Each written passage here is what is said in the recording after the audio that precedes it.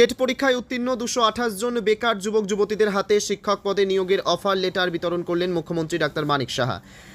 বুধবার আগরতলা নজরুল কলাক্ষেত্রে এক অনুষ্ঠানের মধ্য দিয়ে ত্রিপুরা বিদ্যালয় শিক্ষা দপ্তরের অন্তর্গত বুনিয়াদী শিক্ষা অধিকারের উদ্যোগে টেট পরীক্ষার মাধ্যমে 228 জন উত্তীর্ণ বেকার যুবক যুবতীদের হাতে নিয়োগপত্র প্রদান অনুষ্ঠানের উদ্বোধন করেন ত্রিপুরার মুখ্যমন্ত্রী ডাক্তার মানিক সাহা। উপস্থিত ছিলেন ত্রিপুরা বিধানসভার মুখ্য সচেতক কল্যাণী সাহা রায়, ত্রিপুরা শিক্ষা দপ্তরের সচিব রাফেল হিমন্দ্র কুমার সহ অন্যান্যরা।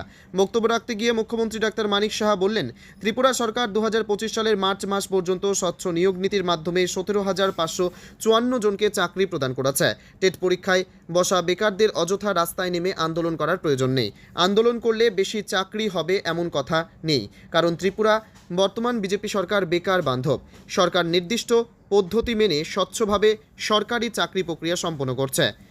আমরা জানি সেগুলো চ্যালেঞ্জ হলো কাজের কাছে স্বচ্ছতার সাথে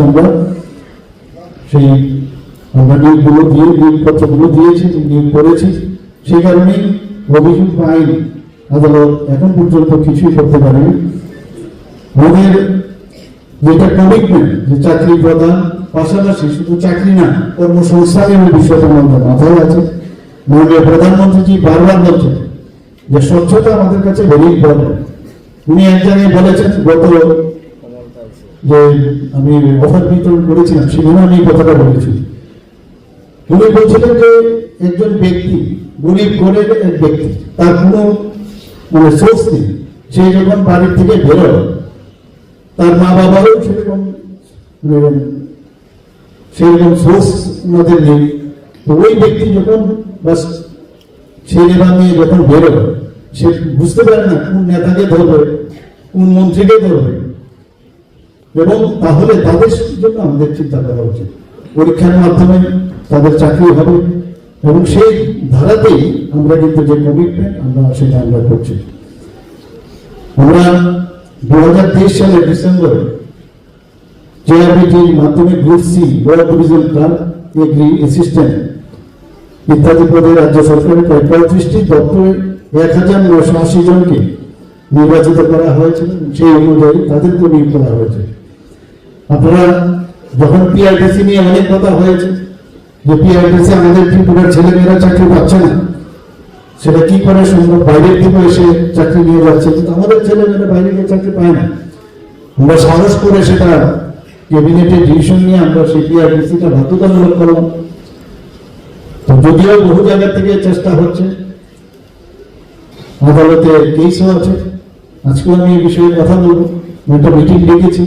কিন্তু আমাদের যে ইচ্ছা যে ত্রিপুরার মানুষ, ত্রিপুরার ছেলেমেয়েরা যাতে চাকরি পায়, সেই যে আমাদের অনেকে অনেক কথা বলেছে, কিন্তু আমরা সাহস করে সেটা আমরা করেছি, এতে করে ত্রিপুরার ছেলেমেয়েরা এখন চাকরি পাচ্ছে। ইন্ডাস্ট্রিয়াল ডেভেলপমেন্ট কর্পোরেশনের মাধ্যমে গত 3 বছরে রাজ্যের যে বিভিন্ন ইন্ডাস্ট্রিয়াল স্টেটগুলো আছে 1600-র উপরে সেখানে এমপ্লয়মেন্ট জেনারেশন করা হয়েছে। ন্যাশনাল কেরিয়ার সার্ভিস যে প্রজেক্ট আছে, সেই প্রজেক্ট অনুসারে আগরতলা, ধর্মনগর ও কৈলাসহরে 3টি মডেল কেরিয়ার সেন্টার স্থাপন করা হয়েছে। 2018-19 সালে জাতীয় গড় যেখানে 5.8% ছিল, সেখানে ত্রিপুরার গড় ছিল 10%। আর এখন 2023-24 অর্থ বছরে যেখানে জাতীয় বেকারত্বের যে হার, সেখানে 3.2%, আর এখন ত্রিপুরাতে 1.7%। তো আমি এক সময় অবাক হই, উইদাউট ডাটা এখানে বিরোধী বন্ধুরা প্রায়শই চিৎকার করে যে এখানে চাকরি নেই, চাকরি নেই। আমরা চাকরির পাশাপাশি আমরা কর্মসংস্থানেরও ব্যবস্থা আমরা এখানে করছি, এবং মাননীয় প্রধানমন্ত্রী সাংঘাতিকভাবে গুরুত্ব দিচ্ছে। আমরা স্বচ্ছ নিয়োগ নীতির উপর জোর দেওয়ার ফলে এখন পর্যন্ত মানে মার্চের 2025 পর্যন্ত ডাইল হার্নেস সহ মোট 17,554 জনকে সরকারি চাকরি প্রদান করা হয়েছে। গত 26 এপ্রিল রবীন্দ্র ভবনে আমি এই ডাইল ইন হার্নেসের যে সংখ্যাটা আমি বলিনি, যে কারণে একটা পত্রিকার মধ্যে এই বিষয়ে ওনারা জানতে চেয়েছিলেন যে কি করে উনি সংখ্যাটা মানে আগে একরকম বলেছেন, এখন আরেক রকম বলছেন। তো সেই সংখ্যাটা আমি বলছিলাম এই কারণে, পরীক্ষার মাধ্যমে যারা যারা মানে নিয়োগপত্র পেয়েছেন সেই সংখ্যাটা বলেছি। কিন্তু ডাইনিং হার্নেস যখন আমরা যুক্ত করেছি, যেহেতু এটা তো পরীক্ষা দিয়ে হয় না, সেটা নিয়ে আমাদের প্রায় 17,554 জন এই মার্চ পর্যন্ত। এখন থেকে জানা যায় এপ্রিলের পর থেকে সেইগুলো এখন যোগ হবে আগামী দিনে। তো সেইগুলো যখন যোগ হবে তখন আবার সংখ্যাটাও আস্তে আস্তে করে বাড়বে। শুধু তাই নয়, আমরা যাতে সরকারি যে প্রশাসন, সেই প্রশাসনেও যাতে কোনো সমস্যা না হয়, সেখানে কন্ট্রাকচুয়াল এবং আউটসোর্সিং এর মাধ্যমে আমরা কর্মচারী সেখানে নিয়োগ করছি। আমার কাছে প্রায়শ ফাইল আছে, বিধানসভায় মাঝে মাঝে প্রশ্ন করেন যে ডাইং হার্নেসের চাকরি কতটা হলো। আজকের এই সংখ্যা থেকে আপনারা নিশ্চয়ই বুঝে গেছেন যে ডাইং হার্নেসে আমরা কত সংখ্যা এখন পর্যন্ত চাকরি দিচ্ছি। প্রায়শ ফাইল আসে, প্রতিদিনই এই ফাইল আমার সই করতে হয়। তো সেই ধারাও রয়েছে। আবার আরেক দিক দিয়ে যে পরীক্ষার মাধ্যমে বিভিন্ন, সেখানে টিপিএসসির মাধ্যমে হোক, টেটের মাধ্যমে হোক, মানে সমস্ত পরীক্ষার যে জেআরবিটির মাধ্যমে হোক, আমরা সেইভাবে আমরা কাজ করছি। গত 19শে এপ্রিল টিপিএসসির মাধ্যমে আমাদের স্মল সেভিংস যে ইন্সপেক্টর, সেখানেও আমরা সেই অফার আমরা বিতরণ করেছি।